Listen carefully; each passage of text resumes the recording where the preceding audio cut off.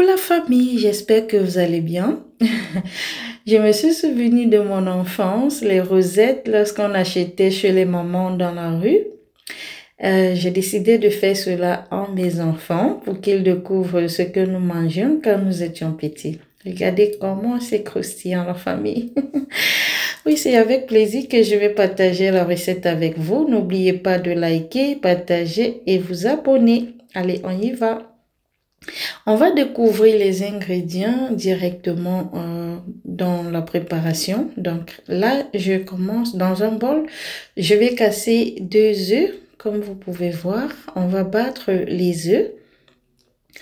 Ensuite, après avoir battu les œufs, je vais rajouter 200 ml de lait.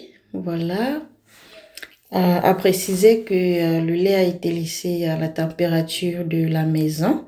Ensuite, je vais rajouter 2 cuillères à café de sucre. Ensuite, un sachet de vanille. On va bien mélanger. Si vous avez la vanille liquide, vous pouvez l'utiliser. Là, je rajoute demi-cuillère à café de sel. Et ensuite, je viens rajouter, une tasse de farine tout usage. On va bien mélanger, voilà, jusqu'à ce qu'on obtient cette consistance. Donc, elle ne va pas être très légère, elle ne va pas être très lourde non plus. Maintenant, comment ça se fait? Avec mon moule à rosette, je vais chauffer mon moule à rosette dans de l'huile. Donc, on va bien chauffer le moule.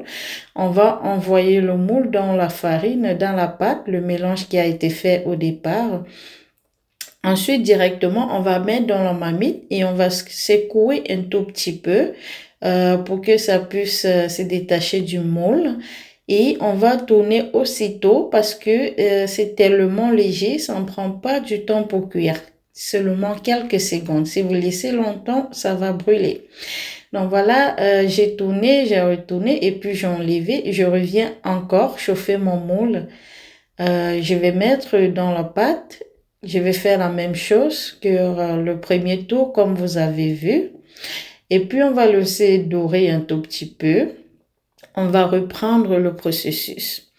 Voilà, je tenais à vous montrer que vous voyez comment ça se passe, comment ça se détache du moule. Et si jamais vous avez les difficultés à détacher du moule, comme ce tour-ci, voilà, vous pouvez vous servir d'une cuillère pour vous aider à détacher la pâte du moule.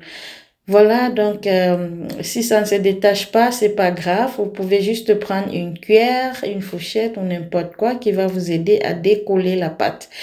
Voilà, et c'est fait. Maintenant, on va laisser quelques secondes. On retourne. Vous voyez, ça